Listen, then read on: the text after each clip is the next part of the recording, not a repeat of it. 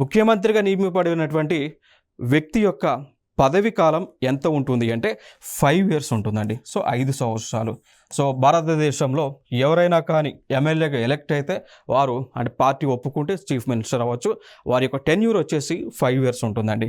So CM అయినా కానీ, MLA అయినా కానీ, ఎంపీ అయినా కానీ, వార్డ్ మెంబర్ అయినా కానీ, సర్పంచ్ అయినా కానీ, కార్పొరేటర్ అయినా కానీ వీరి యొక్క పదవి కాలం అనేటువంటిది భారతదేశంలో 5 ఇయర్స్ అయితే ఉంటా ఉంది.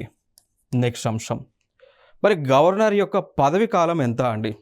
అసలు ఉందా పదవి కాలం? ఉందా అంటే అన్అఫీషియల్గా ఇన్ జనరల్గా 6 ఇయర్స్.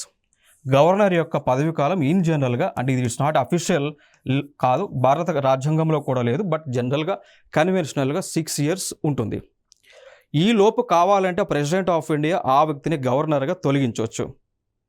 ఓకేనా? సో ఇక్కడ ఏంటి అంటే ఫిక్స్డ్ టెన్యూర్ అనేటువంటిది లేదు. 6 ఉండొచ్చు, 10 ఉండొచ్చు, 15 ఉండొచ్చు, depends upon the discretionary power of president of India. So governor నియమించడానికి ప్రెసిడెంట్ ఆఫ్ ఇండియాకి సర్వ హక్కులా ఉంటుంది. గవర్నర్ యొక్క టెన్యూర్ కూడా డిసైడ్ చేసేది ప్రెసిడెంట్ ఆఫ్ ఇండియా.